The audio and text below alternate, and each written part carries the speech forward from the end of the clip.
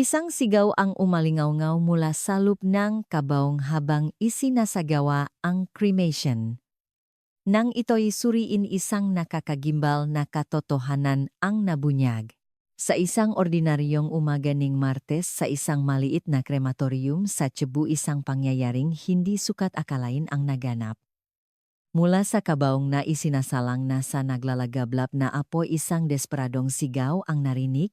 Napahinto ang lahat at walang sinuman ang makapaniwala.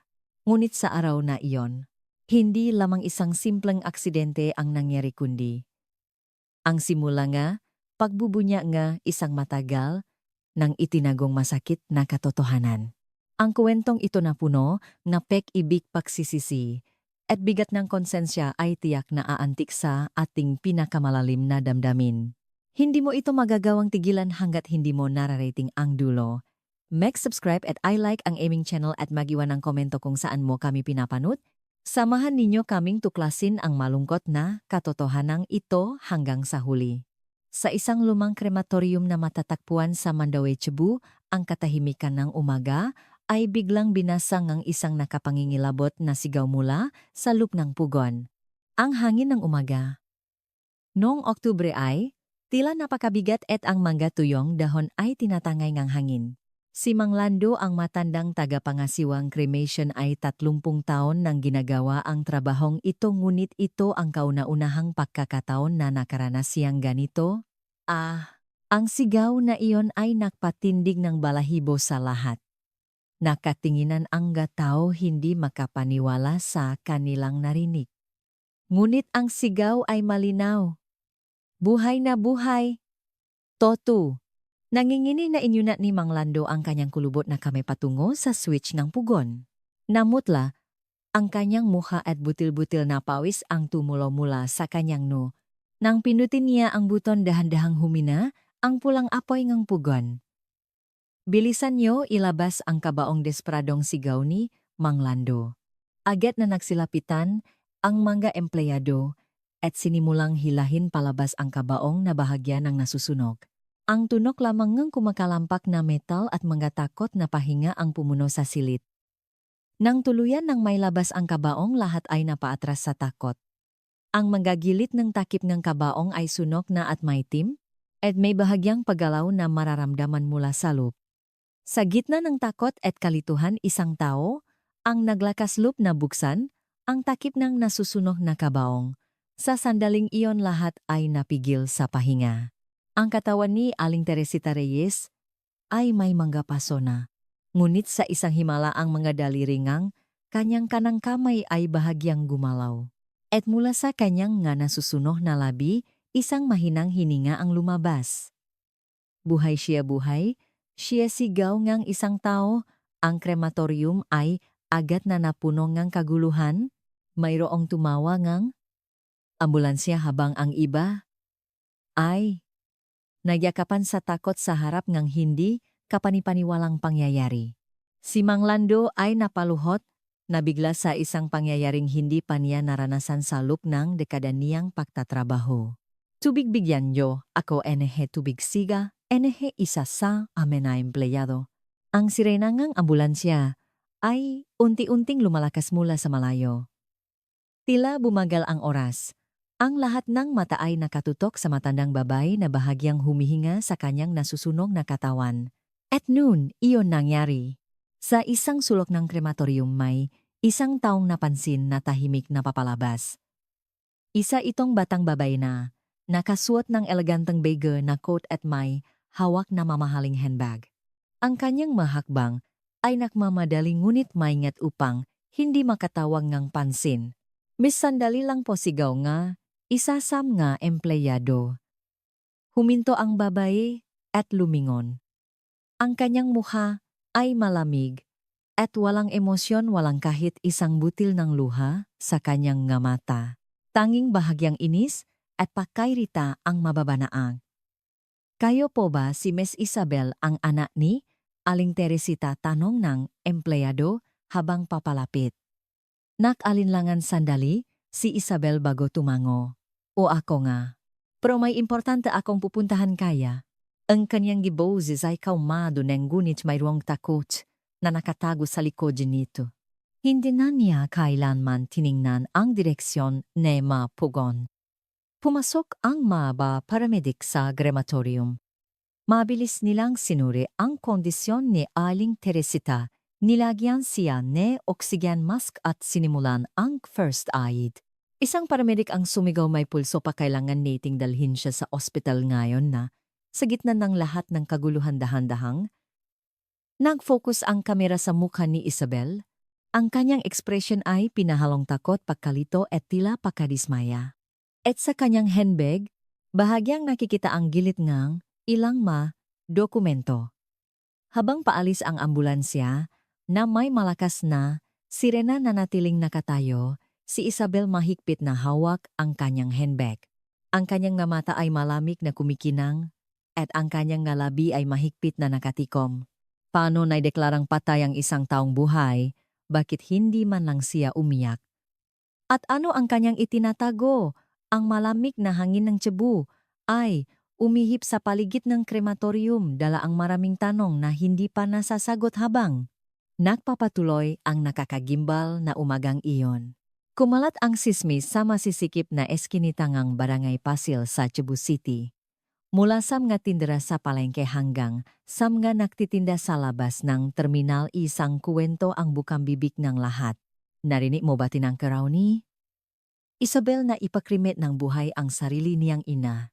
Naku Diyos ko, paano magagawa ngang isang anak ang ganoong bagay? Isang morning news program ang nakulat tungkol sa insidente na may headline na nakagigimbal na insidente sa krematorium sa Cebu. Isang reporter mula sa ABS-CBN Cebu ang nakatayo sa harap ng lugar, seryoso ang muka habang nagsasalita. Kahapon ng umaga, isang walang katulad na insidente ang naganap sa isang krematorium sa Mandaue.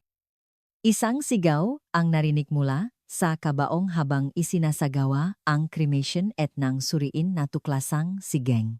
Teresita Reyes, 78 taong gulang, na idineklarang pumanaw na ay nagpapakita pa rin ng mga senyalas ng buhay. Sa kasalukuyan, Signang Reyes ay ginagamot sa intensive care unit ng Cebu General Hospital at ang kanyang kondisyon ay kritikal. Lumipat ang video sa isang panayam kay Mang Lando sa harap ng krematorium. Ang kanyang mga mata ay nanginginig pa rin sa gulat. 30 taon na ako sa trabahong ito, pero ngayon lang nangyari ito. Hinding-hindi ko makakalimutan ang sigaw na iyon. Nang hapong iyon ipinatawag si Isabel sa Cebu City Police Headquarters. Nakasuot siyang itim na salamin at face mask. Mabilis na pumasok sa istasyon ng pulisya upang iwasan ang mga kamera ng media. May sumigaw, ano ang pakiramdam ng tangkaying ipasuno ng buhay ang sarili mong ina? Hindi huminto si Isabel sa paglalakad. Sa loob ng interrogation room, tinanggal ni Isabel ang kanyang maskara at umupo sa harap ng mga detective.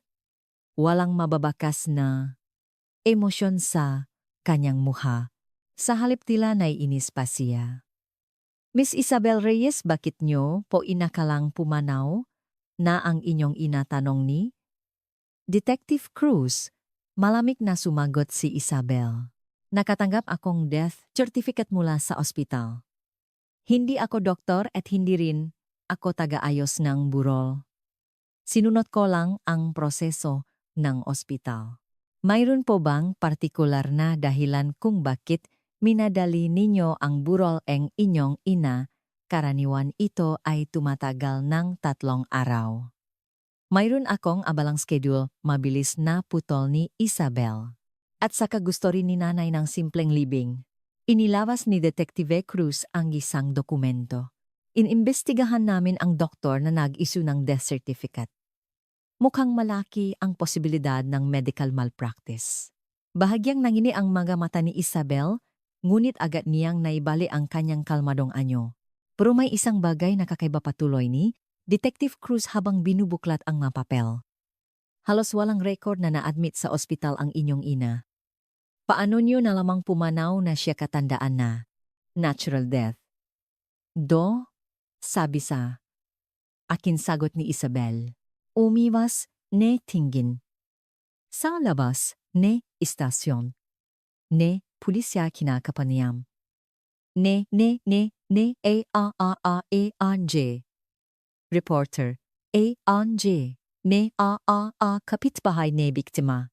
Ang kamera ay nakatutok sa mga matatandang nakukumpulan sa harap ngang isang luma at sirasirang apartment complex. Kawawa naman si Aling Teresita, sabi ngang isang babae na mukhang nasa 70. Mag-isa lang siyang nahirap mula nang umalis ang anak niya para mag-aral sa Maynila. Minsan ipinagmamalaki niya na naging matagumpay si Isabel, pero ilang taon na niyang hindi nakikita ang anak niya. Sumingit ang isa pang kapitbahay. Tama, ipinagmamalaki niya na naging abogadoro si Isabel, pero ni minsan hindi namin siya nakitang dumalaw. Sa halip, si Aling Teresita ang sumasakay ngang bus isang beses sa isang buwan para puntahan ang anak niya. Pero hindi ko alam kung nakikita ba sila. Salup ngang istasyon nagpatuloy ang investigasyon. Kailan po ang huling pagkikita ninyo ng inyong inatanong ni Detective Cruz? Napanggap si Isabel na nag-iisip.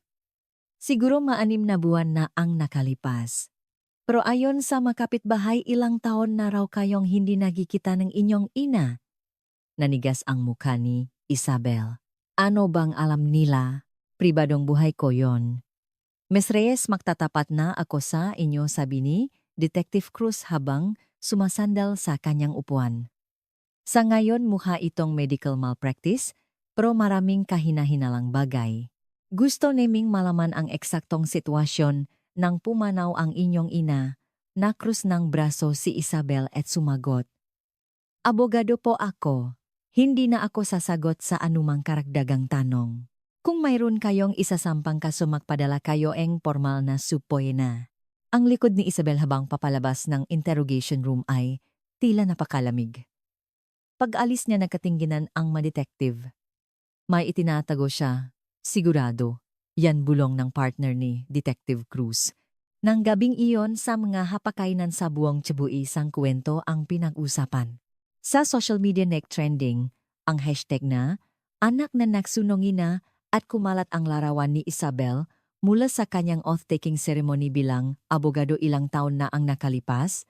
Isinara ni Isabel ang bintana ng kanyang mamahaling condominium at hinila ang kurtina. Sa kanyang mesa nakalat ang laptop at mga dokumento. Kabilang dito ang isang real estate contract at mga papeles ng insurance. Saglit siyang tumingin sa bintana bago kinuha ang kanyang telepono. Kailangan ko yatang i-cancel ang flight na nabook ko. O yung papuntang Hong Kong. Yung para sa Biyernes na ito. Pagkatapos ng tawag, bumaksak si Isabel sa sofa. Sa unang pagkakataon nagsimulang makaroon ng lamat ang kanyang perpektong maskara. Bahagyang nanginginig ang kanyang kamay at may bakas ng pagkabalisa sa kanyang mata. Noon nag-vibrate ang kanyang telepono.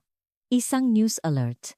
Biktima sa insidente sa krematorium sa Cebu, nananatiling walang malay sa ICU. Investigasyon sa anak, puspusan na. Ibinaba ni Isabel ang telepono at tinapan ang kanyang mukhangang 2 kamay. Ang pampublikong paghuhusga ay nagsisimula pa lamang.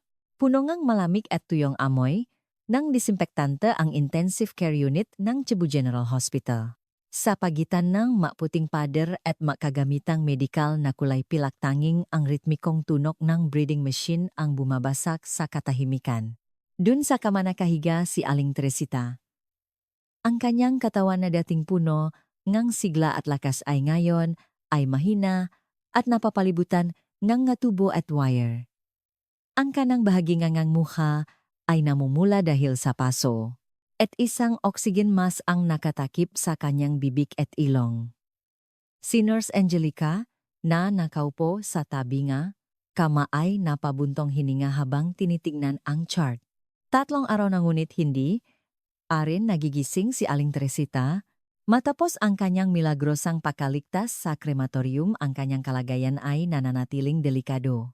Hindi matatak na tibok ng puso, mahinang pahinga, at bahagyang aktibidad sa utak ang sinulit ng buhay ay napakanipis na lamang. Hindi pa rin po ba dumarating ang anak niya, pabulong na tanong ni Angelica. sa doktor na naayos ng gamot sa tabi niya. Umiling si Dr. Paolo Gomez, isang batang doktor. Kahit nalaman na siya ang balita.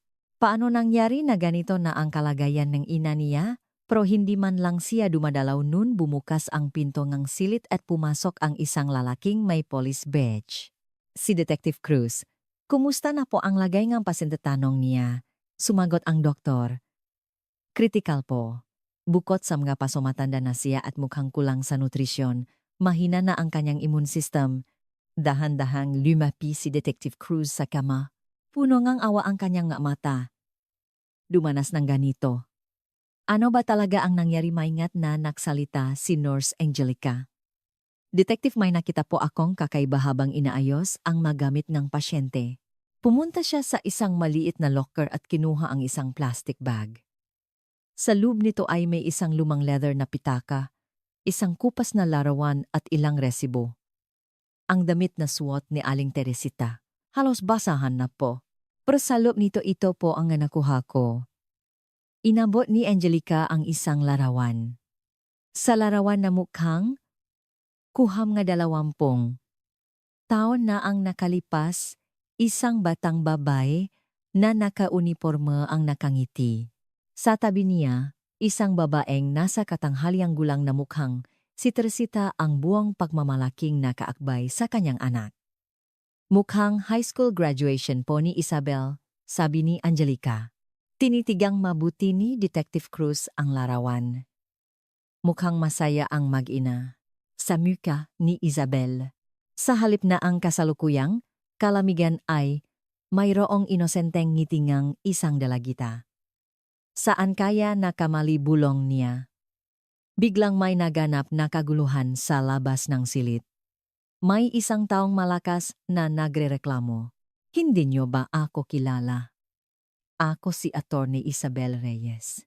Sabihin niyo sa akin ngayon kung nasaan ang kwarto ngang nanay ko. Agad na ibinulsa ni Detective Cruz ang larawan at naktungo sa pinto. Bumukas ang pinto at pumasok si Isabel. Sa halip na ang dati niyang eleganteng pananamit, nakasuot siya ngang itim na hoodie at maong. Mukha siyang pagod at maitim ang ilalim ng kanyang mamata. Lumingalinga siya sa silid hanggang sa magtama ang kanilang mamata ni Detective Cruz. Saglit na nabiglaan, ngunit agad ding bumalik ang kanyang kalmadong anyo. Detective, anong ginagawa niyo rito? Malamig niyang tanong. Nagsasagawa an investigasyon. Tinutuklas kung paano napunta sa ganitong sitwasyon ang inyong ina. Umirap si Isabel at napabuntong hininga. Sinabi ko na sa inyo, pagkakamali ng doktor. Paano ko malalaman? Yun, umiling si Detective Cruz. Ang problema, nawawala ang doktor na nag-issue ng death certificate. Si Dr. Sandoval. May-ari ngang isang maliit na klinika pero hindi na makontak mula pa kahapon. Namutla ang mukha ni Isabel. Hindi ko alam kung paano. Maingat na pinakmasdan ni Detective Cruz ang kanyang reaksyon. Ano po ang relasyon ninyo ng inyong ina? Attorney Reyes, ibinaling ni Isabel ang kanyang tingin sa ina. Saglit na dumaan ang isang komplikadong emosyon sa kanyang mata. Normal lang. Ordinaryong relasyon ng mag-ina. Kung ganun, bakit ilang taon na kayong hindi nausap? Naging matalim ang mamata ni Isabel. Sino ang nagsabi niyan? Huminto siya at huminga ng malalim. Naging abala ako. Maraming trabaho sa law firm. Tahimik na nagsalita si Detective Cruz. Ayon sa makapitbahay, buwan-buwan daw pong pumupunta ng Maynila ang inyong ina para dalawin kayo. Hindi sumagot si Isabel. Nanigas ang kanyang panga at ipinagmamalaki raw po niya na isa kayong matagumpay na abogado. Totoo po ba iyon? Biglang tumawa si Isabel. Hindi ito isang masayang tawa kundi isang mapanuyang halahak. Oh, abogado ako. Ano ngayon? Kumuha si Detective Cruz ng isang papel mula sa kanyang bulsa. Sinuri ko sa Integrated Bar of the Philippines. Mayroong ngang abogadong nagngangalang Isabel Reyes pero hindi tugma sa inyong SSS number. Isang nakabibinging katahimikan ang bumalot sa silid. Nawala ang lahat ng ekspresyon sa mukha ni Isabel. Hindi ka abogado, hindi ba Miss Reyes patuloy na detektibe? Ano ang tunay mong trabaho ng ginginig? Ang magalabi ni Isabel. Umalis na po kayo. Gayon din.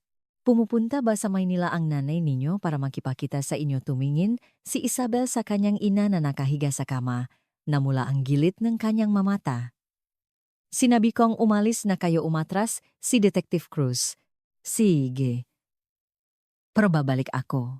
Titiyakin kong malalaman natin kung paano napunta sa ganitong sitwasyon ang inyong ina. Pakalis niya, dahan-dahang lumapit si Isabel sa kamang ng kanyang ina. Sa unang pagkakataon may emosyong gumuhit sa kanyang mukha. Isang komplikadong emosyon, kalungkutan, pagsisisi, at takot. Tahimik na lumabas ng silit sina Nurse Angelica at Dr. Paulo. Pakasara ng pinto, hinawakan ni Isabel ang kamay ng kanyang ina. Malamig ito at tuyo, parang sangangang isang puno. Nanay, nangginginig ang boses ni Isabel. Bakit naging ganito? Kinabukasan dumating si Detective Cruz sa isang sira-sirang boarding house malapit sa Cebu South Bus Terminal. Isa itong lugar na parang dormitoryo na nakakahalaga ng 300 piso kada araw. Nagtanong siya sa may-ari at nahanap ang room 7. Dito po ba nakatira si Aling Teresita? Tanong niya. Tumango ang matandang may-ari. Oo. Halos 3 taon na siyang nandito. Mabait na matanda yan, kahit huli na magbayad ng upa hindi ko sinisingil. Ang kwarto ay napakaliit, wala pang 2 metro kwadrado. Isang lumang kutson, isang maliit na mesa at isang plastic na drawer lang ang laman. Sa pader, may ilang larawang nakadikit gamit ang tape, lahat ay larawan ni Isabel.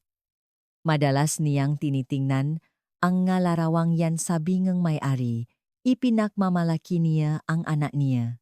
Sabi niya, abogado raw. Sa Maynila, binuksan ni Detective Cruz ang drawer. Sa loob ay may ilang lumang damit at isang maliit na kahon. Nasa kahon, ang isang notebook at mga tiket ng bus. Mga tiket papuntang Maynila. Ang mapatsa ay palaging 15 nga bawat buwan. Buwan-buwan siyang pumupunta sa Maynila. Paliwanag ng may-ari. Para raw bisitahin ang anak niya. Pero palagi siyang bumabalik sa parehong araw. Umalis ng madaling araw, bumabalik ng gabi. Binuklat ni Detective Cruz ang notebook. May nakasulat na isang address sa loob. Isang address sa Makati, ang law firm kung saan daw nagtatrabaho si Isabel. Ano po ang ikinabubuhay ni Aling Teresita sa umaga? Nangangalakal siya, sabi ng may-ari. Tapos sa hapon nahuhugas ng plato sa isang karinderya sa Carbon. Hindi malaki ang kinikita niya, pero kapag ipinagmamalaki niya ang anak niya, mukha siyang napakasaya. Sumikip ang dibdib ni Detective Cruz. Binuklat niya ang huling pahina ng notebook. May nakasulat doon sa maliliit na letra, regalo para sa birthday ni Isabel. Kailangan pang makaipon ng 1,500 piso. Kailan pa po siya nagsimulang makasakit, nag-isip ang may-ari. Hindi naman siya sakitin. Pero nitong mga huling araw minsan niyang sinasabi na masakit ang dibdib niya. Hindi siya nagpupunta sa ospital kasi wala siyang pera. Tumango si Detective Cruz. Kailan niyo po siya huling nakita? 3 araw na ang nakalipas. Umalis siyang umaga, sabi niya may importante siyang gagawin. Yun na ang huli. Dahan-dahang sinuri ni Detective Cruz ang mga larawan. Lahat ay mukhang kuha sa harap ng isang law firm. Ngunit sa lahat ng larawan hindi nakatingin si Isabel sa kamera. Palagi siyang nakatingin sa malayo. Para bang kinuhanan siya ng palihim ng kanyang ina. Biglang naunawaan ni Detective Cruz. Hindi sila kailanman nakita ng personal, bulong niya. Malungkot na sumagot ang may-ari. Ewan ko. Palaging sinasabi ngang matanda na busy daw ngayon o makikita na lang daw kami sa susunod. Pero sa tingin ko tinitingnan niya lang ang anak niya. Mula sa malayo sa harap ngang gusali kung saan ito nakatira. Bumigat ang pakiramdam ni Detective Cruz. Ibinulsa niya ang isang larawan. Isang larawan ni Isabel na papalabas ng gusali, at ibinalik niya ang iba pang mga larawan sa pader. Tatawagan ko po kayo. Huwag niyo munang galawin ang kwarto. Paalis na sana siya nang tawagin siya ng may-ari. Detective buhay pa po ba? Ang matanda nag-alinlangan si Detective Cruz. Opo, pero hindi maganda ang kalagayan niya. Namuo ang luha sa mga mata ng matanda. Kawawa naman. Ganun na lang niya ipakmalaki ang anak niya tapos ganito ang mangyayari, hindi makasagot si Detective Cruz. Yumuko siya at bumaba sa makitid na hagdanan. Isang tanong ang umikot sa kanyang isipan. Ang anak na ipinagmamalaki bilang matagumpay na abogado sa Maynila. At ang ina na nangalakal sa isang sira-sirang boarding house. Ano ang nangyari sa pagitan nila? Ang mahinang sikat na araw na tumatagos sa bintana ng ICU, ang Cebu General Hospital ay nagbibigay liwanag sa maputlang mukha ni Aling Teresita. 4 na araw na ang lumipas mula nang milagro siyang makaligtas sa krematorium, ngunit nananatili siyang walang malay na papalibutan ng maraming kagamitang medikal. Ang ritmikong tunog ng heart monitor at ang mechanical na ingay-ngang ventilator ang tanging bumabasag sa katahimikan ng silid. Pumasok si Nurse Angelica sa silid ni Aling Teresita para sa kanyang morning rounds. Napabuntong hininga siya habang sinusuri ang kalagayan ng matanda at inayos ang IV drip. Mula ng unang maikling pagbisita, hindi na muling nagpakita ang anak nitong si Isabel. Matapos ang pagbisita ni Detective Cruz, hinawakan niya ang kamay ng kanyang ina, bumulong ng ilang salita at nagmamadaling umalis. Aling Teresita, kumusta po kayo ngayong araw? Malambing na sabi ni Angelica. Siyempre, walang sagot, ngunit naniniwala si Angelica na mahalagang kausapin ang mga pasyente. Napakaganda po ang panahon ngayon. Namumukatkat na po ang punong bougainvillea sa labas ang bintana. Inayos niya ang kumot, ang matanda, at maingat na sinuri ang bahaging may paso. Mabuti na lang at walang senyales ng impeksyon, ngunit ang pangkalahatang kondisyon ng matanda ay nananatiling delikado. Nurse Angelica, bumukas ang pinto at pumasok si Dr. Paolo Gomez. Kumusta ang pasyente natin ngayon? Stable po ang vital signs niya, pero wala pa rin siyang malay? Sagot ni Angelica habang inaabot ang chart. Mahina rin po ang brainwave activity. Tiningnan ni Dr. Gomez ang chart at maingat na sinuri ang mga mata ni Aling Teresita. Mahina ang pupil reaction, unit mayroon. Tumango siya. May CT scan ulit tayo mamayang hapon. Kailangan nating malaman ang eksaktong lawak ng pinsala sa utak. Nag-alalang nagtanong si Angelica. Doktor, magigising pa po kaya siya? Saglit na natahimik si Dr. Gomez. Sa totoo lang, hindi mataas ang posibilidad. Matanda na siya, kulang sa nutrisyon at malubha ang pinsala sa utak dahil sa paso at kakulangan ng oxygen. Ngunit naging mainit ang kanyang tingin. Pero minsan nang nangyari ang himala, hindi ba nakaligtas siya sa krematorium? Tumango si Angelica. Nga pala, bakit hindi na bumabalik ang anak? Niya ganito na ang kalagayan ng ina niya. Napabuntong hininga si Dr. Gomez. Siguro iniisip niya ang investigasyon ng pulis. Sabi nila masigasik daw si Detective Cruz. Noon may kumatok sa pinto. Bumukas ito at pumasok si Detective Cruz. Mas seryoso ang kanyang mukha kaysa dati. Magandang umaga, bati niya. Kumusta na po ang pasyente? Sumagot si Dr. Gomez, wala pa rin pong malay. May mga karagdagang test kaming gagawin mamayang hapon. Tumango si Detective Cruz at lumapit sa kama. Saglit niyang tiningnan si Aling Teresita bago kumuha ng isang larawan mula sa kanyang bulsa. Doktor, alam niyo po ba kung saan kuha ang larawang ito? Kinuha ni Dr. Gomez ang larawan at tiningnan ito.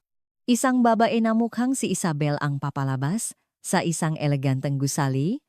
Malabo ang larawan na parang kuha mula sa malayo, mukhang sa Makati. Bakit po ninyo naitanong kinuha muli ni Detective Cruz ang larawan? Natagpuan ko ito sa tinitirhan ni Aling Teresita. Isang larawan ng anak niya na kinunan ng palihim. Nagulat si Angelica. Palihim ibig sabihin hindi, sila nakita tumango. Si Detective Cruz. Ayon sa investigasyon ko buwan-buwan siyang pumupuntang Maynila, pero tinitignan niya lang ang anak niya mula sa malayo. Mukhang hindi sila nakikita ng personal. Nagulat sina Dr. Gomez at Angelica. Isang mabigat na katahimikan ang bumalot sa silid. Kung ganun bakit, hindi matapos ni Dr. Gomez ang kanyang sasabihin. Dahan-dahang nagsalita, si Detective Cruz maaring dahil sa pride o baka tinatanggihan siya nga anak. Hindi pa natin alam ang eksaktong dahilan. Biglang may naalala si Nurse Angelica. Ay, nga pala. Detective, may nakita ako sa mga gamit ng pasyente. Sandali lang po. Mabilis siyang lumabas ng silid at bumalik pagkaraan ng ilang minuto, dala ang isang maliit na sobra. Ito po. Nakatagusa? Manggas na? Barot saya na suot niya? Sasabihin ko sana sa inyo nang makita ko pero nakalimutan ko. Kinuha ni Detective Cruz ang sobra. Isa itong lumang sobrang ang sulat. Nakasulat sa labas ang pangalan ni Isabel. Bukas na ang sobra. Kailan niyo po ito nakita, tanong ni Detective Cruz? Noong dumating po siya sa emergency room, nahanap ko habang pinapalitan ang damit niya. Masyadong magulo nun kaya itinago ko na lang. Maingat na binuksan ni Detective Cruz ang sobra. Sa loob ay may isang lumang papel. Dahan-dahan niyang binuklat ang sulat. Ito ay isinulat sa nanginginig na kamay, hindi pantay-pantay ang mga letra. Ito, namutla ang mukha ni Detective Cruz. Saglit niyang binasa ang sulat bago tumingin kina Angelica at Dr. Gomez. Ito ay isang suicide note. Isang nakakagimbal, nakatahimikan ang bumalot sa silid.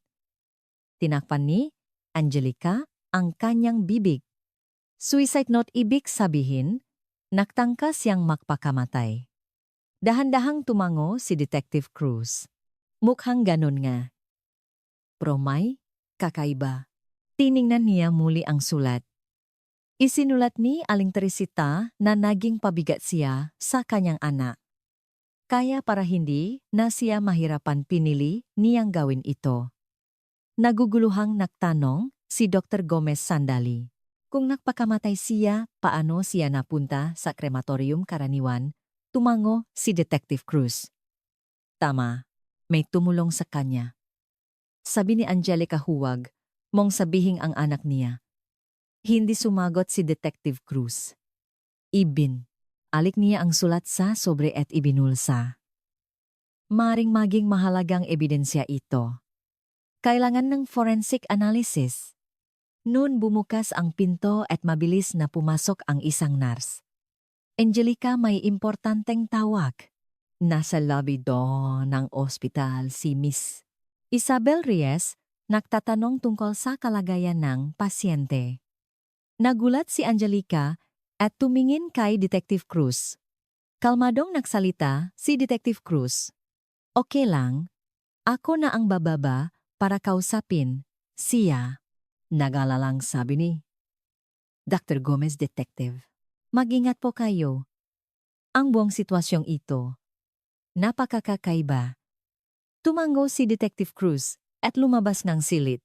Abala ang lobby ng ospital sa mabisita ng umaga. Dahan-dahang bumaba, si Detective Cruz gamit ang elevator at lumingalinga sa lobby. Agad niyang nakita ang isang babaeng nakaitim na koet sa isang sulok, si Isabel. Mamukha siyang pagod kaysa dati. Maputla ang kanyang mukha at maitim ang ilalim na kanyang mga mata. Balisa siyang tumitingin sa paligid. Lumapit si Detective Cruz sa kanya. Mr. Isabelle Reyes. Nagulat si Isabelle at lumingon. May pag-ingat sa kanyang mamata. Detective, kumusta na po si Nanay? Wala pa rin pong malay. Critical pa rin ang kalagayan niya. Tumango si Isabel. Mas mababakas ang pagkabalisa kaysa pag-alala sa kanyang mukha. Maari ko po ba siyang makita, tanong niya? Saglit siyang pinagmasdan ni Detective Cruz. Siyempre. Pero bago iyon may ilang bagay pa akong gustong itanong. Nanigas ang panga ni Isabel. Ano pong tanong? Inilawas ni Detective Cruz ang sobre sulat mula sa kanyang bulsa. Natagpuan po namin ito sa damit naga inyong ina. Mukhang isang suicide note. Biglang namutla ang mukha ni Isabelle. Bahagyang nangginginig ang kanyang mga kamay. Suicide note, isinulat po inyong ina na para hindi na maging pabigat sa kanyang anak. Nakpasya siyang kitilin ang sarili niyang buhay. Ilang segundo na hindi nagsalita si Isabel. Isang komplikadong emosyon ang dumaan sa kanyang mamata.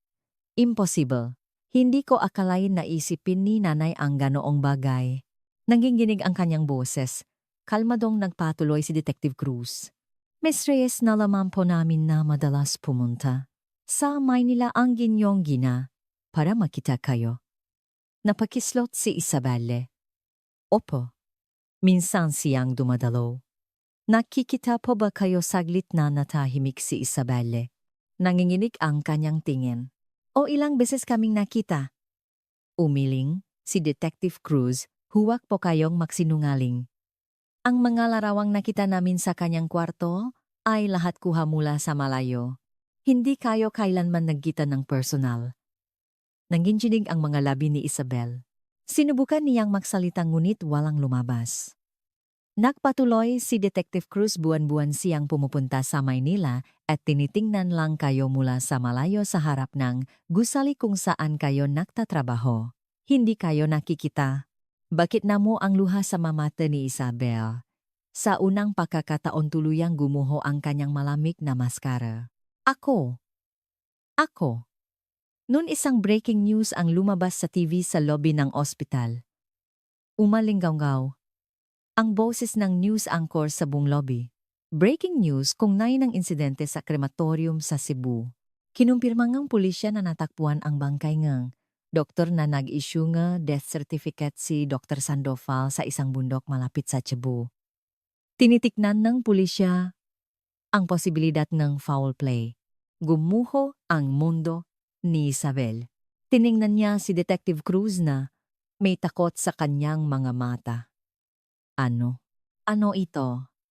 Nanginginig ang kanyang boses. Dahan-dahang lumapit si Detective Cruz sa kanya.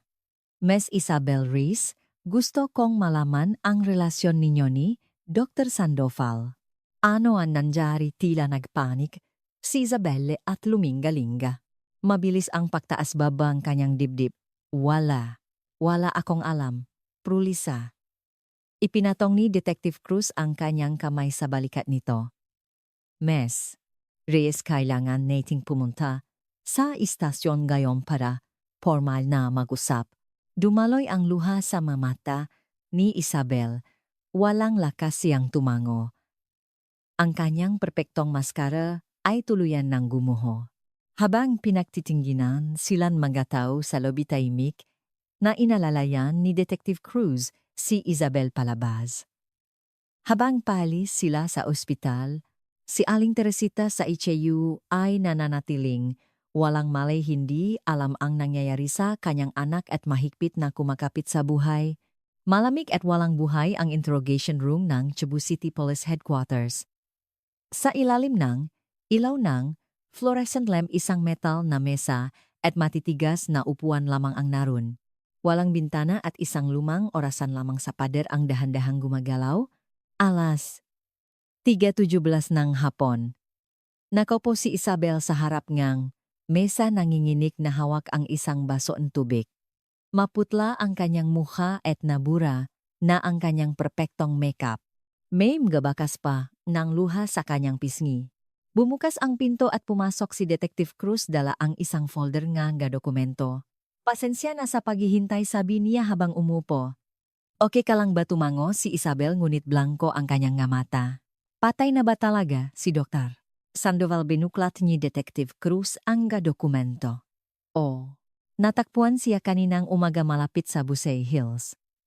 Kasalukuyang isinasagawa ang autopsy ngunit sa paunang investigasyon malaki ang posibilidad na pinatay siya. Lalong namutla ang mukha ni Isabel. Puno ng takot ang kanyang mamata. Miss Reyes, ngayon kailangan niyo ng magtapat. Ano ang nangyari sa pagitan mo ng nanay mo at ni Dr. Sandoval? Huminga ng malalim si Isabel. Nanginginig ang kanyang kamay sa ibabaw ng mesa. Pagkatapos ngang mahabang katahimikan nagsalita siya. Hindi po ako abogado. Tumango si Detective Cruz. Alam na niya ito. Sa tutulang gisa, akong bank teller. Isang ordinaryong empleyado, sabi ni Isabel, may kasamang pakasuklam sa kanyang boses, pakasuklam sa sarili.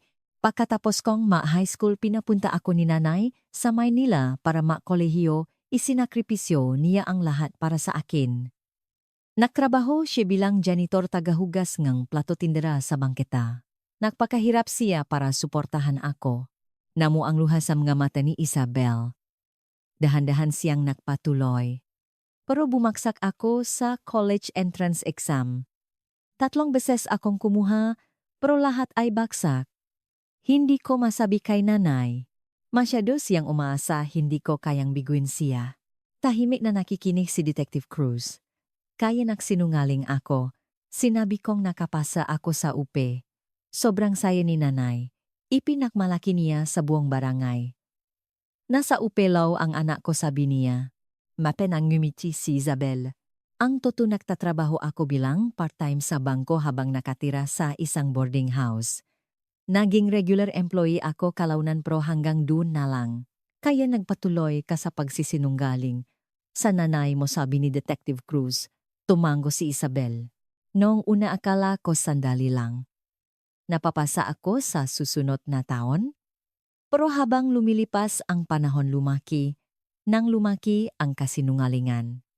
Nakagraduate na raw ako, nakapasok sa isang law firm na promote. Tinakpan ni Isabel ang kanyang mukha. Buwan-buwan tuwing 15 dumadalaw siya sa akin.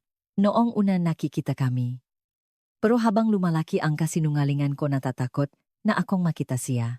Sa huli umiwas ako, sinasabing busy ako. Tanong ni Detective Cruz, kaya kahit pumupunta siya sa Maynila hindi kayo nakikita? Tumango si Isabel. Oh, nalaman ko na lang na naghihintay pala siya buong araw sa harap ng law firm na sinabi kong pinagtatrabahuhan ko. Para makita lang ako kahit sa malayo. Siyempre wala ako doon. Isang mabigat na katahimikan ang bumalot sa silid. Hinintay ni Detective Cruz na magpatuloy siya. Tapos ilang buwan na ang nakalipas, bigla siyang dumating sa Maynila. Natakpuan niya ako sa bangko kung saan ako nagtatrabaho. Nanginginig ang boses ni Isabel. Punong pagkadismaya ang mamata niya. At noon, hindi matapos ni Isabel ang kanyang sasabihin. Niyugyong pag-ibi ang kanyang mabalikat. Anong nangyari, malumanay? Natanong ni Detective Cruz. Nangininig na zumagot si Isabela. Nagpanggap akong hindi ko siya kilala. Tinrato ko siya na parang isang kliyente. Ano po ang may tutulong ko sa inyo? Tanong ko. Tinitigan niya ako ng diretso, sa mata pinipigilan ang luha. Humagulgol si Isabel. Wala siyang sinabi, umalis na lang siya. Yun na ang huli naming pakikita. Dahan-dahang nagtanong si Detective Cruz kung ganun paano humantong sa insidente. Sa krematoryum pinunasan ni Isabel ang kanyang luha. Tila sumuko na siya. Ilang linggo na ang nakalipas. Tumawag si nanay. Masama raw ang pakiramdam niya. Nakikiusap siyang makita kami kahit isang beses lang. Tinanggihan ko ulit siya. Sinabi kong busy ako. Huminto siya at pinunasan ang luha. 3 araw na ang nakalipas, tumawag ang isang lalaking nagpakilalang si Dr. Sandoval. Pumanaw na raw si nanay. Atake daw sa puso. Pumunta ako sa Cebu at handa na ang death certificate. Naging matalim ang mga mata ni Detective Cruz. Paano mo naging kakilala si Dr. Sandoval? Umiling si Isabel. Hindi ko siya kilala. Doon ko lang siya unang nakita. Sabi niya siya raw ang doktor ni nanay. Nakpatingin ba talaga ang nanay mo sa klinika niya? Naguguluhang sumagot si Isabel. Sabi niya pero ngayon iniisip ko hindi ko alam. Walang pera, si nanay para magpa-doktor. Binuklat ni Detective Cruz ang mga dokumento. Sinuri namin ang mga record sa klinika ni Dr. Sandoval. Walang record si Aling Teresita. Ni minsan hindi siya napunta sa klinikang iyon? Namutla si Isabel. Kung ganun paano? Tanong ni Detective Cruz sino ang nakmungkahi na bilisan ang cremation na gulat na sumagot si Isabel, si Dr. Sandoval. Sabi niya dahil daw sa nakakahawang sakit na matay, si nanay kaya mas mabuting ay cremate agad. Pumayag ako nang walang pag-alinlangan. Tumango si Detective Cruz. Binuklat niya ang isa pang dokumento. Sinuri namin ang bank account ni Dr. Sandoval. 3 araw na ang nakalipas, may pumasok na 1,000,000 piso. Ang nakpadala. Nanlaki ang mata ni Isabel. Wala akong ipinadala sumpamen. Ipinakita ni Detective Cruz ang dokumento. Ang nakpadala ay isang Marco Vargas. Kilala mo ba siya? Dahan-dahang umiling si Isabel. Noon ipinakita ni Detective Cruz ang isang larawan. Isang lalaking mukhang nasa 40 hens. Ito si Marco Vargas. Nakunan siya ang CCTV. Malapit sa lugar kung saan natakpuan ang bangkay ni Dr. Sandoval. Naguguluhang tiningnan ni Isabel ang larawan. Hindi ko siya kilala. Talaga? Inilabas ni Detective Cruz ang isa pang dokumento. Sinuri namin ang insurance records ng nanay mo. Nakakagulat, 1 taon na ang nakalipas kumuha. Siya ng isang malaking life insurance policy. Ang beneficiary. Ikaw. Gumuhang mundo ni Isabel. Ano hindi ako kumuhang ganong insurance? Sumpaman kalmadong nagsalita, si Detective Cruz nasa kontrata, ang pirma mo. Naguguluhang gumiling, si Isabel. Pirma ko imposible. Maaari ko bang makita inabot ni Detective Cruz ang dokumento? Nangginginig na kinuha ni Isabel ang papel at tiningan ang pirma. Hindi ito ang pirma ko. Ginaya pero hindi ako ang sumulat nito. Tumango si Detective Cruz. Iyong jingang hinala ko. Mukhang may gumamit sa iyo. Puno ang gulat ang mga mata ni Isabel. Sino bakit biglang bumukas ang pinto at mabilis na pumasok ang isang pulis? Detective Cruz, may tawag mula sa ospital. Si Aling Teresita. Sabay na napatayo sina Detective Cruz at Isabel. Anong nangyari sa kanya? Nangingini na tanong ni Isabel. Huminga ng malalim ang pulis. Nagising na po siya. Nakamalay na.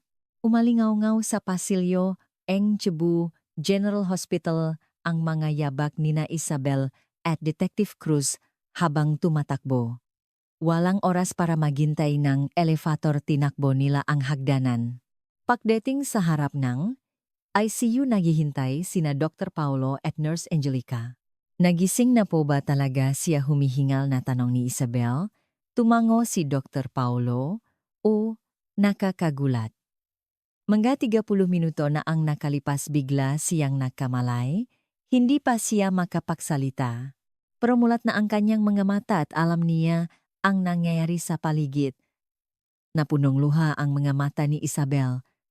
Pwede ko po ba siyang makita? Ngumiti si Dr. Paolo. Siyempre. Pero huwag masyadong matagal. Napakahina pa niya. Huminga ng malalim si Isabel at binuksan ang pinto. Nakapalibot pa rin ang maraming kagamitang medikal kay Aling Teresita, ngunit ngayon bukas na ang kanyang nga mata. Maputla pa rin ngunit tila may bumalik na sigla. Nanay, nangingini, natawa ni Isabel habang papalapit, dahan-dahang gumalaw ang mamata ni Aling Teresita patungo kay Isabel. Isang komplikadong emosyon ang dumaan sa kanyang mga mata, gulat, pakalito at pagmamahal. Maingat na hinawakan ni Isabel ang kamay ngang ina. Nanay, ako to. Si Isabel. Bahagyang gumalaw ang ngalabi ni Aling Teresita, ngunit walang tunog na lumabas. Nakaharang ang oxygen mask Huwag na po kayong magsalita. Magpahinga na lang kayo. Nandito lang ako. Dumaloy ang luha sa mamata ni Isabel. Patawad po nanay. Sa lahat ng nagawa ko. Noon tahimik na pumasok si Detective Cruz. Saglit siyang tumayo sa may pinto. Aling Teresita malumanay niyang sabi, "Ako po si Detective Cruz ng pulisya. Kung nakakaalala po kayo pakikurap ngang inyong nga mata." Dahan-dahang kumurap si Aling Teresita. "Mabuti. May ilang tanong lang po ako. Kaya niyo po bang sumagot isang kurap para sa o dalawa para sa hindi?" Kumurap muli si Aling Teresita. Dahan-dahang lumapit si Detective Cruz. "Aling Teresita, kilala niyo po ba si Dr. Man?"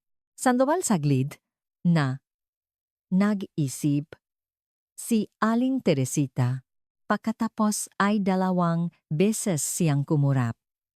"Hindi." Tumango si Detective Cruz. "Kung ganon si Marco Vargas po kilala niyo muli 2 beses," kumurap si Aling Teresita. "Huling tanong na po. Mayroon po bang nagtangkang saktan kayo na puno ng tensyon ang silid?" Bahagyang nanginig ang nga mata ni Aling Teresita. Dahan-dahan siyang kumurap ngang 1 beses. "Oh, nanigas ang mga mukha ni na Detective Cruz at Isabel. Alam niyo po ba kung sino?" Tanong muli ni Detective Cruz. Kumurap muli si Aling Teresita. Noon hirap na itinaas ni Aling Teresita ang kanyang kamay. Tinangka niyang tanggalin ang oxygen mask. Nanay huwag pugulat na sigaw ni Isabel. Ngunit mapilit si Aling Teresita, ibinaba niya ang maskara. Gumalaw ang kanyang ngalabi. Isang mahinang tunok ang lumabas. Bintana. Naguguluhang tumingin si Isabel sa bintana. Sarado ito at sa labas ay makikita ang parking lot ng ospital. "Bintana po, anong ibig ninyong sabihin?" Hirap na bumulong muli si Aling Teresita. "Labas. Bintana." Mabilis na lumapit si Detective Cruz sa bintana. Tumingin siya sa labas ngunit walang kakaiba. "May nakikita po ba kayo?" tanong ni Isabel. Tinitigang mabuti ni Detective Cruz ang parking lot. Noon napansin niya ang isang lalaki. Nakatayo sa tabingang isang itim na kotse si Marco Vargas. Yung lalaki. Kinakabahang sabi ni Detective Cruz. Biglang bumukas ang pinto at mabilis na pumasok ang isang pulis. Detective Cruz lumabas na ang resulta ng autopsy. Nilason po si Dr. Sandoval, isang nakakagimbal na katahimikan ang bumalot sa silid. Mabilis na nagiutos si Detective Cruz. "Isara niyo agad ang parking lot NH Hospital, arestuhin si Marco Vargas." Habang mabilis na lumalabas ang pulis, sinabi ni Detective Cruz kay Isabel, "Manatili ka rito. I-lock ang pinto at huwag magpapasok ng kahit sino hanggat hindi dumarating ang nga pulis." Nagmamadali siyang lumabas. Naiwan sina Aling Teresita at Isabel sa silid. Nanay, nanginginig na sabi ni Isabel. Ano po ba ang nangyari? Hirap na hinawakan ni Aling Teresita ang kamay ni Isabel, namo ang luha sa kanyang nga mata. At muli hirap siyang bumulong. "Maingat ka." Puno ng tensyon ang Cebu General Hospital.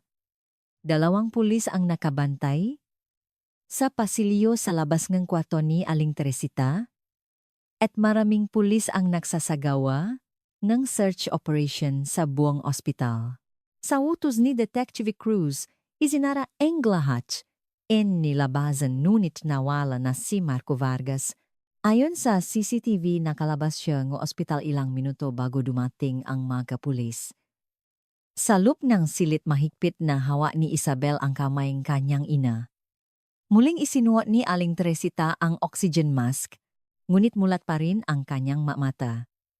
Madalas na sinusuri ni Nurse Angelica ang kanyang kalagayan. Medyo bumaba po ang oxygen saturation niya, nakalalang sabi ni Angelica. "Huwag po nating hayaang masyado siyang mapagod." Tumango si Isabel. Maputla ang kanyang muha sa tensyon at takot. "Okay lang po ba kayo, nanay? Huwag po kayong mag-alala. Isang komplikadong emosyon ang dumaan sa nga mata ni Aling Teresita. Dahan-dahan niyang hinikpitan ang hawak sa kamay ni Isabel.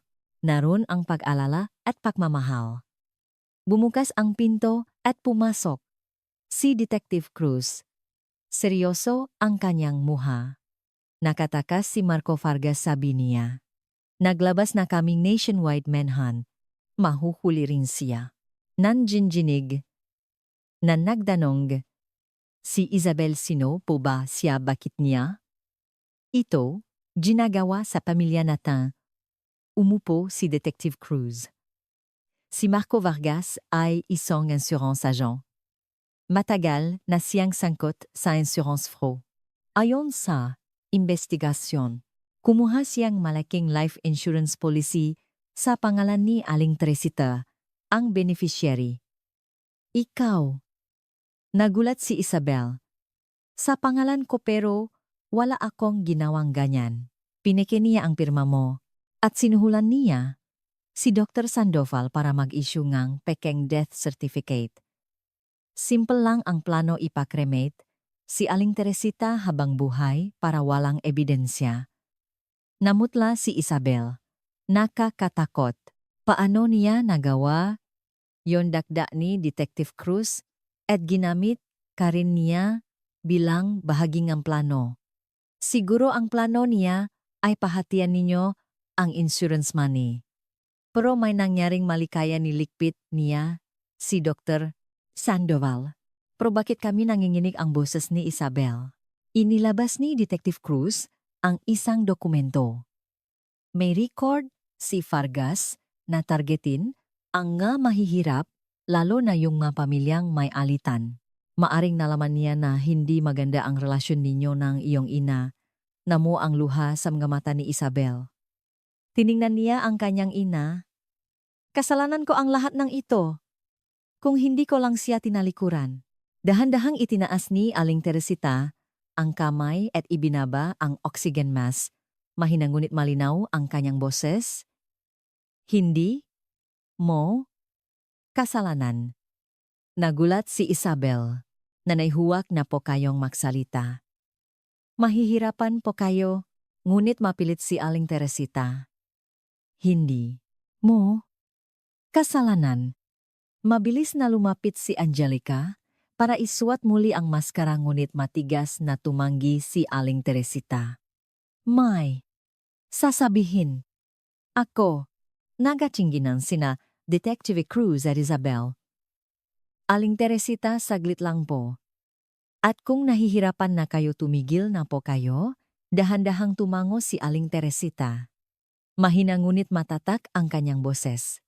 Yung tao, ilang buwan na nakalipas. Dumating. Hinipitan ni Isabel ang hawat. Anong tao po? Dumating po sa inyo si Marco Vargas. Dahan-dahang tumango si Aling Teresita. Nag-alok ng insurance para kay Isabel. Nagulat si Detective Cruz.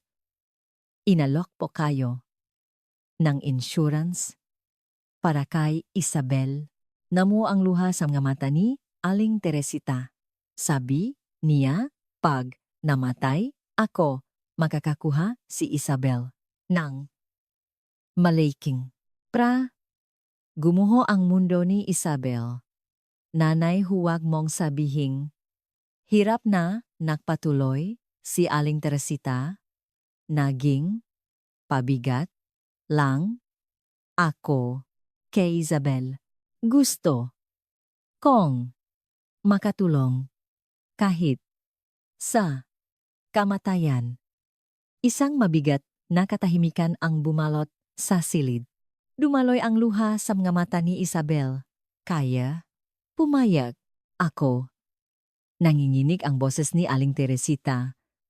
Pumirma ako sa pekeng kamatayan. Namutla ang mukha ni Detective Cruz. Kusang lupo. Kayong pumayak, tumango si Aling Teresita. Pro, hindi ko alam na totohanan. Hindi makapaniwalang tumingin si Isabel sa ina. Nanay, bakit niyo ginawa yon, Isabel? Alam kong ikinahihiya mo ako. Dumaloy ang luhasam nga mata ni Aling Teresita noong sa bangko. Nagpanggap kang hindi mo ako kilala. Naintindihan ko. Niyugjong ng pahikbi ang balikat ni Isabel. Nanay, hindi po yon totoo. Ako po. Nanginginig na hinaplos ni Aling Teresita ang pisngi ni Isabel. Okay lang, hindi mo kasalanan, palagi kitang ipinagmamalaki. Unti-unting humina ang kanyang boses. Mabilis na bumaba ang kanyang oxygen saturation. Mabilis na nagsalita si Angelica, kailangan na po niyang tumigil, delikado na ang kalagayan niya, ginamit ni Aling Teresita ang kanyang huling lakas. Mag-ingat ka sa kanya. Hindi pa tapos. Dahan-dahan siyang pumikit. Mabilis na isinuot ni Angelica ang oxygen mask at tumawa ng doktor. Mabilis na pumasok si Dr. Gomez at sinuri ang pasyente. May malay pa siya, pero sobrang pagod na. Kailangan niyang magpahinga. Malalim ang ginisip ni Detective Cruz. Kung ganun, pumayak pala siya sa plano mula pa sa simula. Hindi pa rin makapaniwala si Isabel. Nagtangka si nanay na magpakamatay. Para sa akin, tahimik na sumagot si Detective Cruz, para iwan sa iyo ang insurance money. Pero may nangyaring mali. Siguro hindi gusto ni Vargas na mamatay agad ang nanay mo. Kaya sinuhulan niya si Dr. Sandoval para sa pekeng death certificate. Umiyak na sabi ni Isabel, gumawa si nanay ng ganoong desisyon para sa akin. Kasalanan ko ang lahat. Ipinatong ni Detective Cruz ang kamay sa balikat niya. Huwag mong sisihin ang sarili mo. Ang mahalaga ngayon ay protektahan ang nanay mo. Nakatakas pa si Vargas. Nun bumukas ang pinto at mabilis na pumasok ang isang pulis.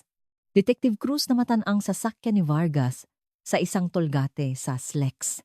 Hinahabol na po siya.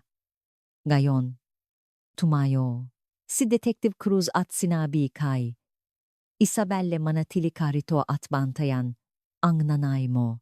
May mga pulis sa labas. Hahabulin ko si Vargas. Tumango si Isabelle. Mag-ingat po kayo, Detective. Pagkalis ni Detective Cruz, hinikpitan ni Isabel ang hawa sa kamay ng ina at bumulong. Nanay, patawad po sa lahat ng kasinungalingan at pagtalikot ko sa inyo. Patawarin niyo po ako. Tila tulo si Aling Teresita, ngunit bahagyang gumalaw ang kanyang nga daliri at hinawakan ang kamay ni Isabel. Umiyak si Isabel sa mainit na haplos na iyon. Dahan-dahang lumipas ang oras. Habang papalubok ang araw, saglit na pumikit si Isabel. Noon tahimik na, bumukas ang pinto. Minulat ni Isabel ang kanyang nga mata. Detective Cruz, bulong niya. Ngunit hindi si Detective Cruz ang nakatayo sa may pinto. Isang lalaking nasa 40 ang pumasok. Ang mukha niya. Ang lalaki sa larawan. Si Marco Vargas. Magandang gabi, Miss Isabel Reyes, kalmado niyang sabi. May hawak siyang malit na bag. Gulat na napatayo si Isabel. Paano ka? Ngumiti si Marco Vargas. Isang malamig na ngiti. Hinahabol ang pulis ang maling sasakyan sa expressway. Sinadya kong iligaw sila. Inabot ni Isabel ang emergency button unit, mabilis siyang nilapitan ni Vargas at hinawakan ang kanyang pulso. Huwa! Ayokong gumawa ng ingay. Nanginginig na nagtanong. Si Isabel, anong gagawin mo? Binuksan ni Vargas ang bag. Tatapusin ko lang ang plano. Hindi ko akalain na magiging ganito kakumplikado. Kumuha siyang isang heringgilya mula sa bag. May laman itong malinaw na likido, isang gamot na hindi matutuklas. Matutulok lang ng mahimbing ang nanay mo. Parang natural death. Puno ng takot ang mukha ni Isabel. Huwag tulong may tao. Badian sisigaw sana siya. Ngunit mabilis na tinakpan ni Vargas ang kanyang bibig. Sumigaw ka at mapapahama ka rin, malamig niyang sabi. Negosyo lang to. Walang personalan. Desperadong nagpumiglas si Isabelle. Tumayo siya sa pagitan ni Vargas at Nega, kama para protektahan ang kanyang ina. Huwag mong saktan si Nanay, pakiusap na pabuntong hininga si Vargas. Miss Reyes, intindihin mo. Legal na patay na ang nanay mo. Ayusin ko lang ang sitwasyon. Dahan-dahan siyang lumapit sa kama. Desperadong hinarangan siya ni Isabel, ngunit mas malakas siya. Pakiusap huwag si Nanay humikbi si Isabel. Itinaas ni Vargas ang ringgilya handang iturok sa IV line ni Aling Teresita. Nun biglang minulat ni Aling Teresita ang kanyang nga mata. Hindi takot, kundi determinasyon ang nasa kanyang nga mata. Ikaw, mahinang sabi ni Aling Teresita sa likod ng oxygen mask. Nagulat si Vargas at saglit na natigilan. Sa sandaling iyon dinampot ni Isabel ang isang baso sa mesa at ipinalo sa ulo niya. Nabasag ang baso at nasugatan ang noo ni Vargas. Napaatras siya. PTNNN, galit niyang sabi at susugot na sana ulit. Nun bumukas ang pinto at pumasok si Detective Cruz kasama ang 2 pulis. Huwag kang kikilos, pulis. Tu, sigaw ni Detective Cruz. Nakatutok ang baril. Nag-alinlangan si Vargas pagkatapos ay mabilis na tumakbo patungo sa bintana. Ngunit huli na, dinakmasya ng 2 pulis at pinosasan. Marco Vargas, arestado ka sa kasong attempted murder at insurance fraud, sabi ni Detective Cruz. Tumawa si Vargas. Wala kayong ebidensya. Patay na si Sandoval at hindi makapagsalita nang maayos ang matanda. Ngumiti si Detective Cruz. Akala mo lang yan. Mula nang pumasok ka sa kwartong ito, nakarecord na ang lahat. Lahat ng sinabi mo. Itinuro niya ang maliit na recording device sa kanyang kurbata. Namutla ang mukha ni Vargas. At natunta na namin ang daloy ngang pramula sa iyo papunta kay Dr. Sandoval. Tapos na ang laro, Mr. Vargas. Dinalangang mapulis si Vargas palabas. Napopo si Isabel sa isang upuan ng hihina. Maraming salamat po, Detective. Paano nyo nalamang nandito siya, paliwanag ni Detective Cruz Kutob. Masyadong madaling natunton si Vargas sa expressway. Naisip kong baka patibong. Lumapit siya kay Aling Teresita. Aling Teresita, okay lang po ba kayo? Dahan-dahang tumango si Aling Teresita. May ginhawa sa kanyang mamata. Sinabi ni Detective Cruz kay Isabel, ligtas na kayo. Pero magpapatuloy ang investigasyon. Ang katotohanang pumayak ang nanay ninyo sa plano noong una ay isang komplikadong bagay. Tumango si Isabel. Naintindihan ko po, makikipagtulungan po ako. Ngumiti si Detective Cruz. Sa ngayon, samahan mo muna ang nanay mo. Mukhang kailangan ninyong mag-usap. Pakalis niya, hinawakan muli ni Isabel ang kamay niya. Namu ang luha sa mamata ni Aling Teresita. Nanay, bakit nyo ginawa yon? Nanginginig ang boses ni Isabel. Dahan-dahang ibinaba ni Aling Teresita ang oxygen mask at bahagyang ngumiti. Gusto kitang tulungan. Ipinatong ni Isabel ang kanyang noo sa kamay ng ina at humikbi. Kailangan ko po kayo, nanay. Hindi para kundi kayo. Dumaloy ang luha sa mamata ni Aling Teresita. Inaplos niya ang buhok ni Isabel. Patawat, anak. Itinaas ni Isabel ang kanyang ulo at tiningnan ang ngamatangang ina. Ako po ang dapat humingi ng tawad. Sa lahat ng kasinungalingan at pagtalikot ko. Hindi na po mauulit. Bahagyang ngumiti si Aling Teresita. Punong walang katapusang pagmamahal ang kanyang ngamata. Magsimula tayo. Ulit. Sa gitna ngang luha, tumango si Isabel. Ang pulang ilawng papalubok na araw ay tumagos sa bintana. Tila isang senyales ng panibagong simula. Iniwan ng mag-ina ang lahat ng kasinungalingan at sakit at sinimulan ang unang hakbang tungo sa isang tunay na relasyon. Punong malamig na hanging kaglagas. Ang isang maliit na funeral home sa Cebu City. Ang langit sa labas ay kulay abo at malungkot at paminsan-minsan tumutulo ang ulan sa salamin kagbintana. Nakapagtataka na pakatahimik sa loob. Halos walang maririning na iyak o yaba ngang mga nakikiramay. Ang burol ni Aling Teresita ay kakaibang tahimik. 3 linggo na ang lumipas mula sa insidente sa krematorium at pumanaw na rin siya ng payapa sa ospital. Bagamat milagrosang nakaligtas, hindi na kinayang ang kanyang katawan ang makapaso-stress sa puso at katandaan. Ginawa ng doktor ang lahat ngunit hindi na nila napigilan ang pagpanaw ni Aling Teresita. Sa loob ng chapel ilan lamang ang nakikiramay. Sa harap ng altar na pinalamutian ng maputing krisantemo at lirio nakalagay ang isang lumang larawan ni Aling Teresita. Kuha ito mahigit 20 taon na ang nakalipas nung unang araw niya sa high school. Sa larawan masayang, nakangiti si Aling Teresita, buwang pagmamalaking nakabay sa kanyang anak. Nakasut ng itim na damit panluksa si Isabel tahimik na nakaupo sa harap ng altar. Maputla ang kanyang mukha at namumukto ang kanyang mata. Sa loob ng ilang linggo hindi siya umalis sa tabi ng kanyang ina, itinapon niya ang lahat ng kasinungalingan at pakukunwari at nakipag-usap ng tapat sa kanyang ina hanggang sa huling sandali. Isabel, nung huling gabi hinikpitan ni Aling Teresita ang hawak sa kamay ng anak, huwag kang magsisi, palagi kitang ipinagmamalaki. Ipinatong ni Isabel ang nusa kamay ng ina at umiyak. Nanay, nakamali po ako. Patawarin niyo po ako. Bahagyang ngumiti. Si Aling Teresita, napatawad na kita.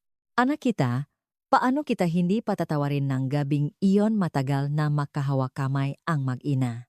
Inamin ni Isabel ang lahat ng kanyang kasinungalingan at sinabi ni Aling Teresita na naintindihan niya ang lahat. Sa madaling araw pumanaw, si Aling Teresita ng payapa hawa ang kamay ng kanyang anak. Pagbalik sa funeral home kasama sa mga nakikiramay sina Detective Cruz, Nurse Angelica at si Mang Lando mula sa krematorium. Bawat isa sa kanila ay may kanya-kanyang ugnayan kay Aling Teresita at dumating sila para ihatid siya sa huling pagkakataon. Tahimik na lumapit si Detective Cruz kay Isabel. Magsisimula ang paglilitis kay Marco Vargas sa susunod na linggo. Kakailanganin ang testimonya mo. Tumango si Isabel. Anda po ako. Para kay nanay lalaban ako hanggang sa huli. Si Marco Vargas ay nakakulong sa mga kasong murder, attempted murder at insurance fraud. Lumalabas sa investigasyon na matagal na niyang ginagawa ito sa mga matatandang walang kalaban-laban. Pareho ang kanyang modus operandi humanap ng matatandang hindi maganda ang relasyon sa pamilya, kumuhangang malaking insurance at kumuhangang pekeng death certificate para makuha ang pera. Sa korte babanggitin na pumayag ang nanay mo sa plano ni Vargas Maingat na sabi ni Detective Cruz. Medjiging mahirap, pero kailangan mong maging handa. Mapait na ngumiti si Isabel. Alam ko po, handa si nanay na ibigay ang buhay niya para sa akin kahit hindi ko man lang siya nabibigyan.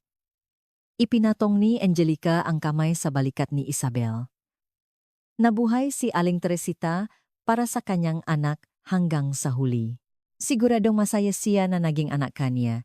Pinigilan ni Isabel ang luha at tumango. Huli na nang malaman ko. Inilapak ni Mang Lando ang isang bulaklak sa harap ng altar. Narinig ko na nakaayos kayo bago siya pumanaw. Siguradong masaya siyang umalis. Tiningnan ni Isabel ang larawan ng ina. Ang ngiti na iyon ay mananatili na lamang sa alaala. Muling namu ang luha sa kanyang mata. Noon bumukas ang pinto at pumasok ang hindi inaasahang bisita. Isang grupo na matatandang babae. Nakaitim sila at tahimik na lumapit sa altar para magbigay galang. Hindi sila kilala ni Isabelle. Sino po sila lumapit ang isa sa kanila kay Isabelle? Kami ang makasamahan ng nanay mo sa trabaho, sa karinderya sa Carbon. Dagdag ng isa pa ikaw, pala yung anak na laging ipinagmamalaki ni Teresita. Yung abogado raw. Gumuho ang mundo ni Isabel. Hanggang sa huli ipinagpatuloy ng kanyang ina ang kasinungalingan para ipakmalaki siya. Opo. Ako po si Isabel, hirap niyang sagot. Mainit na ngumiti ang nga babae. Napakabait ng nanay mo, palagi niyang inuna ang iba, kahit ang pakain niya, ibinibigay niya sa mga nangangailangan. Ngayon lang yata niya nakikita ang tunay na pagkataong kanyang ina. Ang inang nagsakripisyo para sa kanya ay napakabait din pala sa iba. Isa-isang umalis ang mga nakikiramay. Nagpaalam na rin si Detective Cruz, naiwan si Isabel mag-isa. Dahan-dahan siyang lumuhod sa harap ng altar at tiningnan ang larawan ng ina. Nanay, ngayon ko lang naintindihan kung gaano niyo ako kamahal, kung gaano kayo ka-proud sa akin. Bakit hindi ko ito nakita tumulo ang kanyang luha sa mga bulaklak? Mula ngayon mamumuhay ako tulad ninyo. Walang kasinungalingan mapagbigay sa iba. Maging isang anak na may pagmamalaki ninyo. Toto po, humina ang ulan sa labas. Sa madilim na langit, sumilip ang isang sinang ng araw. Para kay Isabel, iyon ay ang ngitingang kanyang ina. Kinabukasan dala ang urn ng kanyang ina, sumakay si Isabel ng bus papunta sa isang tahimik na dalampasigan. Isang sulok ng Mactancebu. Isang lugar na madalas nilang puntahan noong bata pa siya. Naalala niyo po ba ito, Nanay Bulong, ni Isabel habang nakatingin sa dagat? Dito po tayo madalas pumunta noong elementarya ako. Palagi kayong may dalang baon. Umupo siya sa buhanginan, yakap ang urn. Kalmado ang dagat at dahan-dahang sumisikat ang araw. May hindi po ako nasabi sa inyo, nanginginig ang boses ni Isabel. Maraming salamat po sa lahat, sa sakripisyo, sa pagmamahal, at sa pagtitiwala niyo sa akin hanggang sa huli. Hinipan ng hangin ang kanyang buhok.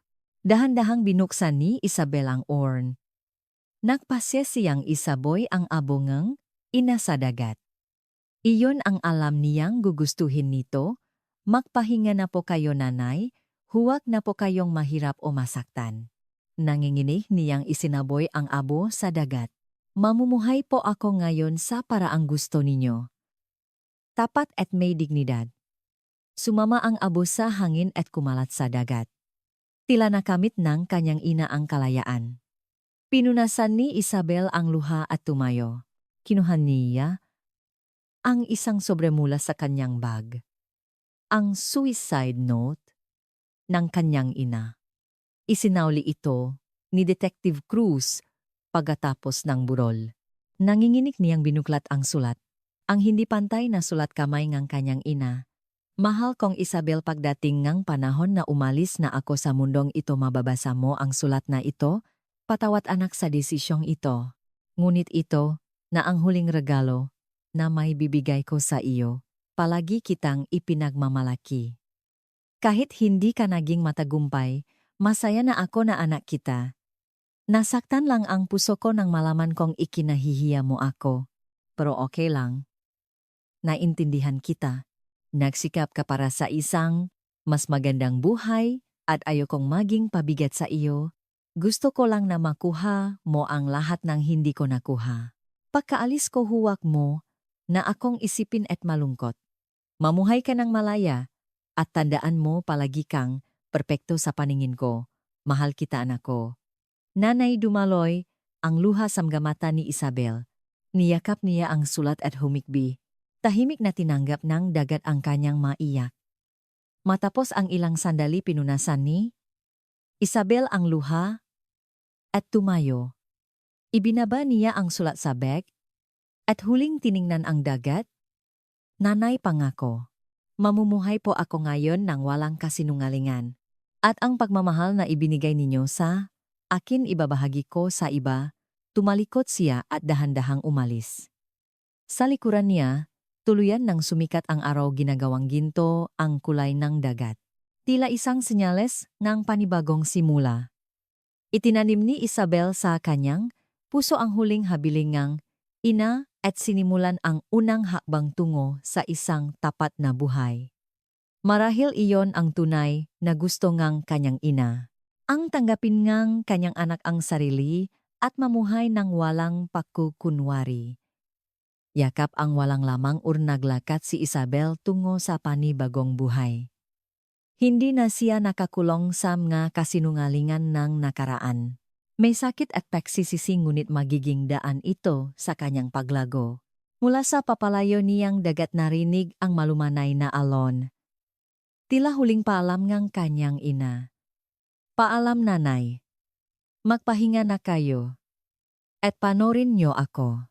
Sa isang maliit na studio apartment sa Cebu City, inaayos ni Isabel ang kanyang nga gamit. 3 buwan na ang lumipas. Pagkatapos gang burol kanyang ina umalis, siya sa trabaho sa bangko sa Maynila at bumalik sa kanyang probinsya. Isang desisyon para sa panibagong simula. Maliit at simple ang apartment ngunit ang hangin ng kanyang sinilangan ay nagbigay sa kanya ng kakaibang kapayapaan. Ang dagat na tanaw mula sa bintana ay kumikinang sa ilalim ng malamig na sikat ng araw ng taglamig. Saglit na tumayo si Isabel sa may bintana. Ang dagat kung saan niya isinaboy ang aboeng ina. Tuwing umaga tinitingnan niya ang dagat na ito at iniisip ang kanyang ina. Nanay, magandang araw po, ulit bulong niya.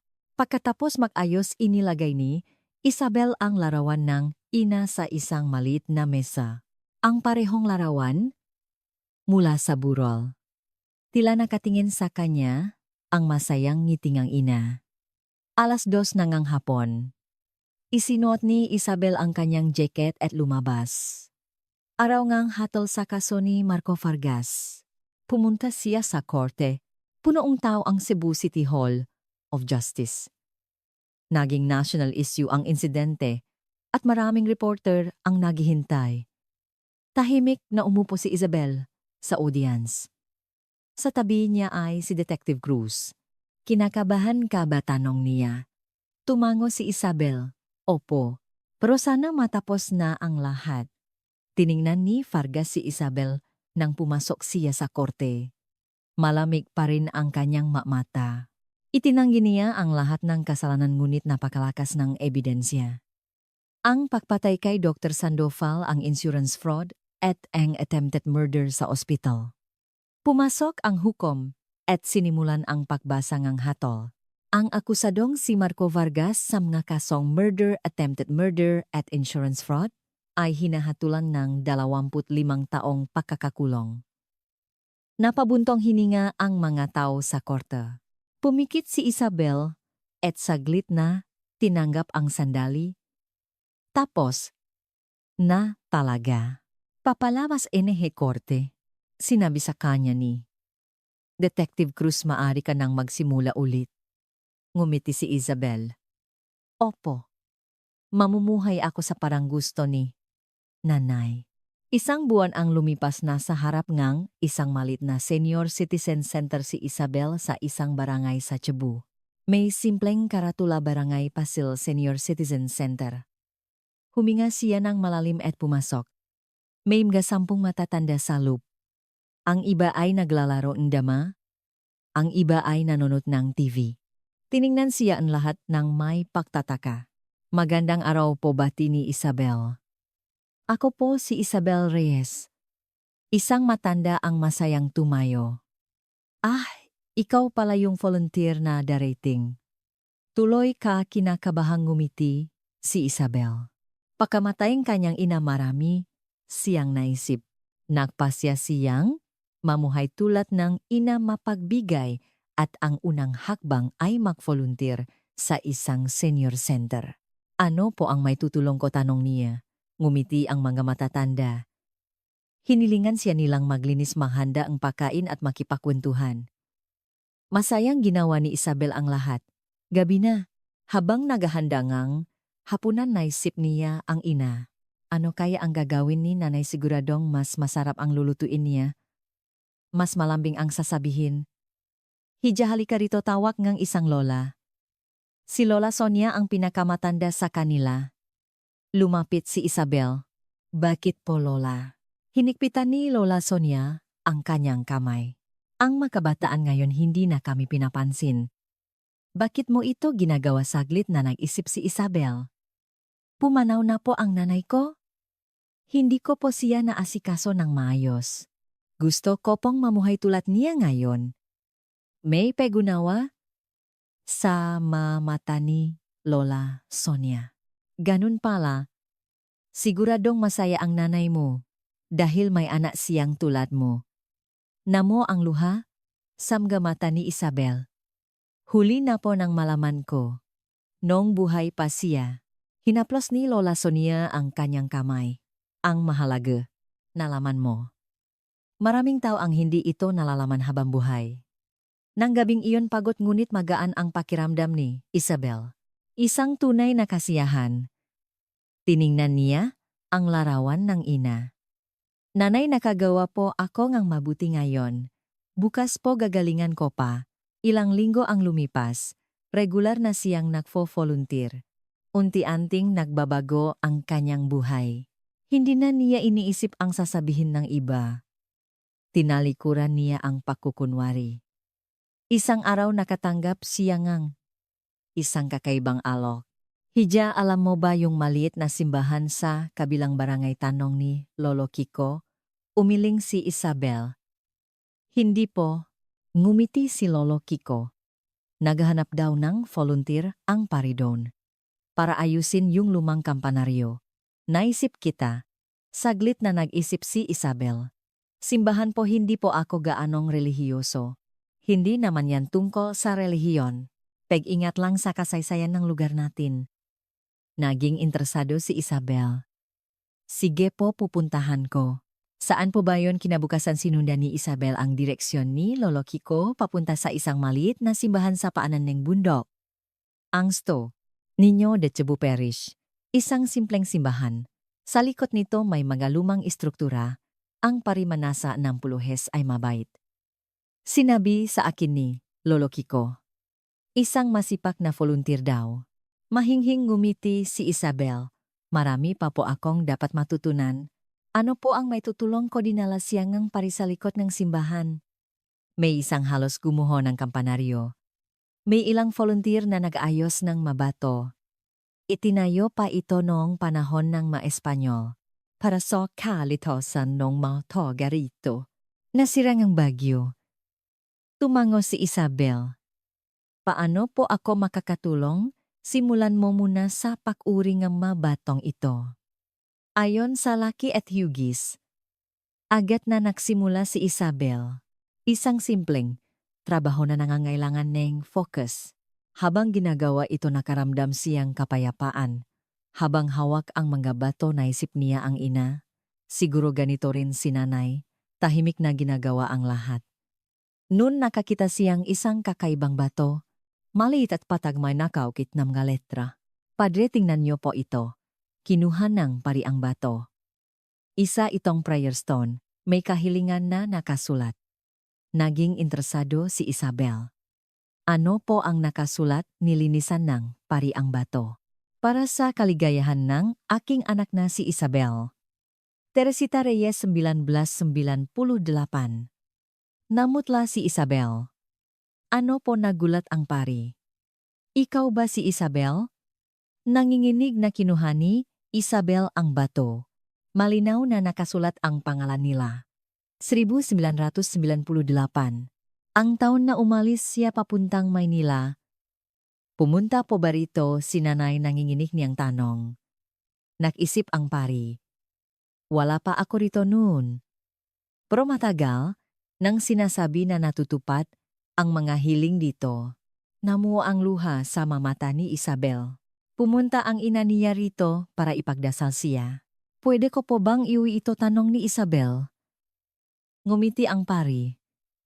Siyempre, regalo yan sa iyong nanay mo. Nang gabing iyon umuwi si Isabel, yakap ang bato. Inilagay niya ito sa tabing larawan ng ina. Nanay, isa na namang regalo, palagi niyo pala akong ipinagdarasal. Tumingin siya sa nga bituin. Pakiramdam niya, pinapanood siya ng ina.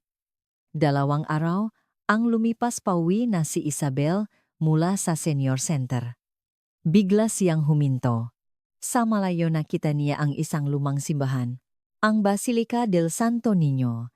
Madalas silang pumunta roon ng ina niya nung bata pa siya. Dahan-dahan siyang naglakad papunta roon. Luma na ang simbahan. Naalala niya ang kanyang kabataan. Nanay, naalala niyo? Po dito po tayo laging nagsisimba. Pumasok siya sa loob. Sa harap ngang altar lumuhod siya. Panginoon, ingatan niyo po si nanay. At tulungan niyo po akong maging mabuting tao tulad niya. Paalis na sana siya, nang tawagin siya ang isang pari. Ikaw ba si Isabel Reyes? Nagulat si Isabel. Isang matandang pari. Opo. Paano niyo po nalaman ngumiti ang pari? Kilala ko ang nanay mo. Si Teresita. Buwan-buwan siyang pumupunta rito para ipagdasal ka. Nalaki ang gamata ni Isabel. Talaga po kailan pa mula nang umalis ka papuntang Maynila? Halos 20 taon. Huli ko siyang nakita ilang buwan na ang nakalipas.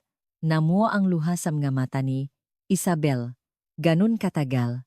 Dinala siyang pari sa isang maliit na silid.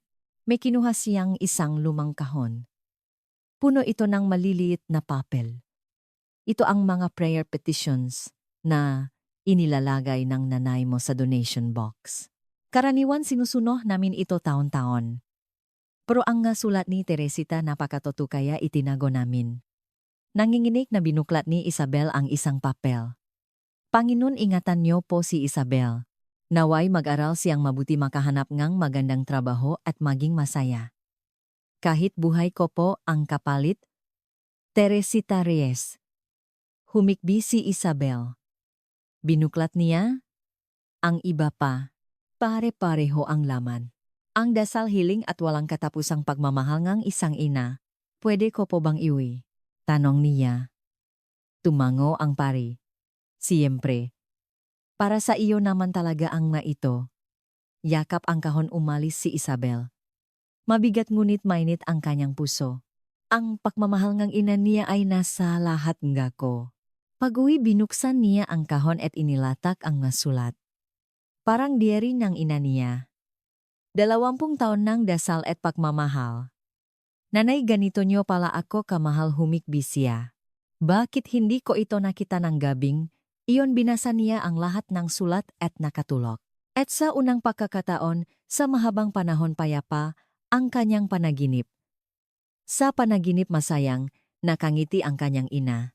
Isabel, maging masaya ka na.